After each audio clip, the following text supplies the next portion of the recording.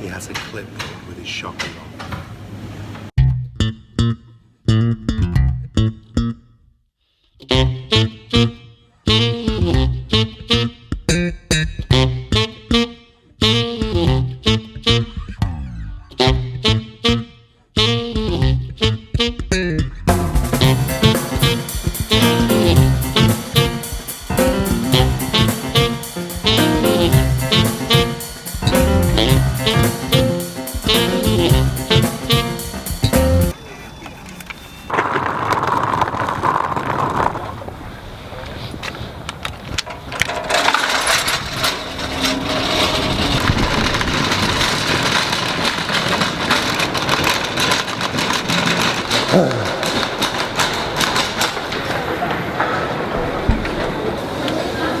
When you do it, I'm not on it.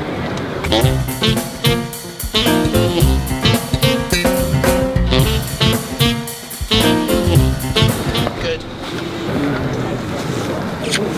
Bye.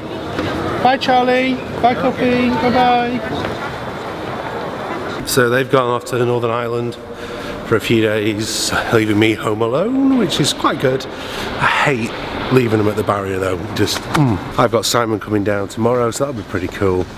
Bit of a boys' weekend, and I've got lots of work to do today.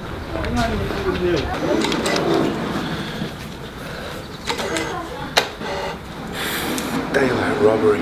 Yeah, it's £1 per minute. Ooh.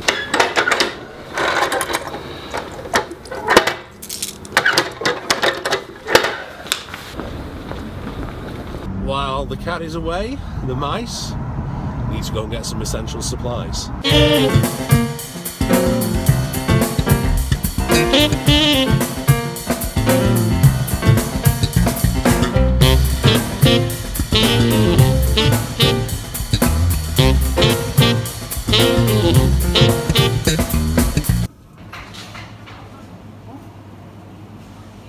He has a clip with his shotgun on.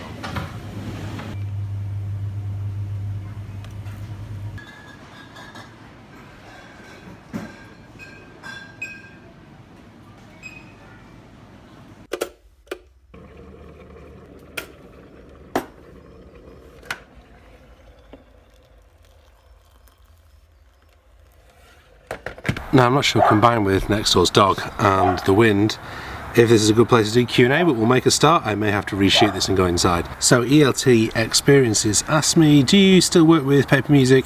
I've replaced my real books with the Kindle edition. Have you done the same? Use my iPad to read my music now. Yes and no, really. Leave you guys over here a little bit so you're out in the sunshine. Really, I don't really want to be reading any music for jazz at all. I kind of want to know the songs. That's my main aim. But I do keep the real books I do have in PDF using iGig Book, the app there. Simply, if someone calls a tune I'm not overly familiar with, but I do try and make sure I know all the pieces I play with my band, although not always. I've got to say that sometimes I do. For example, on Sunday I played Minnie the Moocher instead of St James Infirmary, but that's another story.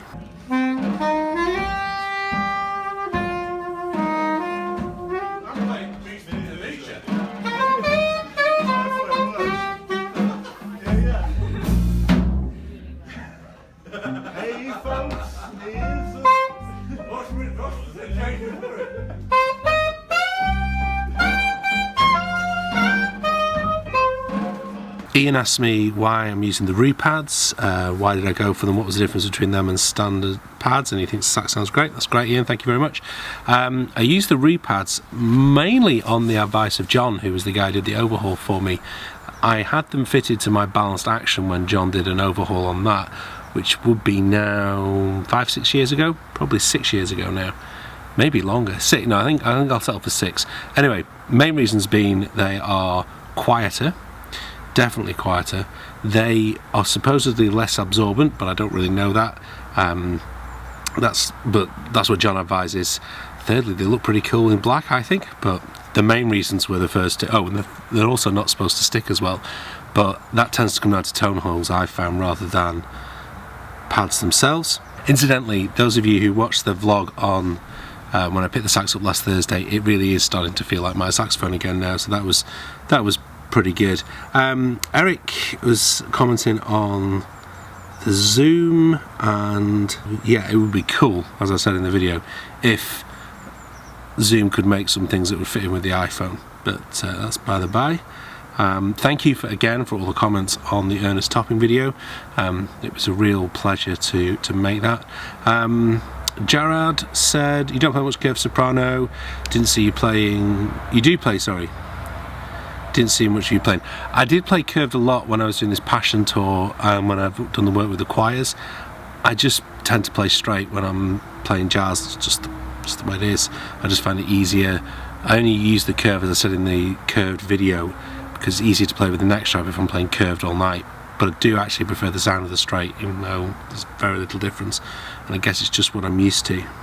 Dermot was asking me about the P. Moriarty saxophones. Teacher has a System 76 with Theo 1 EP, so he gets a fantastic sound. The Theo 1 mouthpieces are fantastic, I've got to say that. The Moriarty saxophones, there's this kind of, and maybe I need to do another vlog on this, there's loads of these saxophones that are coming out of Taiwan, which tend to have, well, I don't know, I don't want to get into too controversial on it, but they sound very similar, all of them. Let's put it this way, that's not uncontroversial, to me they do. I've got a number of students who've got the Moriarty saxophones. I think they're great instruments. I think they're a little overpriced for what you get. And I think if I was buying a modern horn, I would stick to Yanagisawa. Raymond says, very interesting videos. There's a question about transcribe. Do I have any special routine to use transcribe in daily practice? I'm going to buy the software, but I'd like to know the opinion of how you use it. Yes, well, let's put it this way, I should, every time I practice, do some transcribing, so should you. You could do similar things in Logic in terms of the loop. I just find transcribe is faster and the interface is good, and especially when I'm with students, it's just, I said this yesterday in the iZettel vlog, I want software or hardware and those kind of things to be able to enable me to get on with doing my job rather than having to faff around with the software, hardware, etc. So what I find with transcribe is I can drag the track in, I can hit the percentage button, and it plays it slower without having to fart around with settings in Logic. It does, transcribe is designed to transcribe, that's what it's called that. So it does do that job very, very well. There are some things it doesn't do, but it's not designed to do that. But for actually transcribing, I find it incredible. That's the end of Q&A today. We've got some teaching to do now. With an absolute, little lights on, absolute.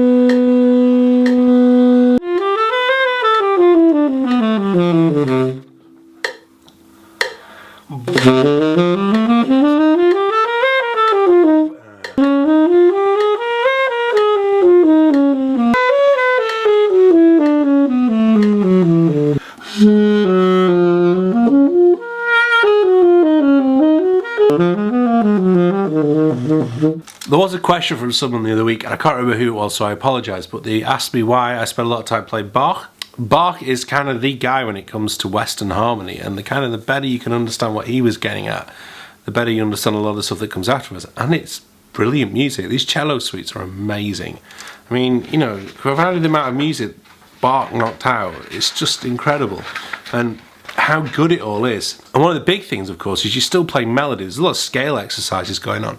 But for me, when I'm practicing scales, they tend to be more of a brain exercise rather than a musical exercise. Whereas when I'm playing stuff like Bach, yes, it's exercising my brain, but it's also exercising my musicianship. Given that I am usually someone who completes their tax return on about January the 29th, sends it to my accountant on the 30th for it to be done on the 31st, I'm really pleased I got my tax return done today for the last financial year, which only finished last week. Well, yeah, about last week, so looking pretty organised. Anyway, I am going to go and make some dinner, and then I am off to football. So thank you very much for watching today's vlog.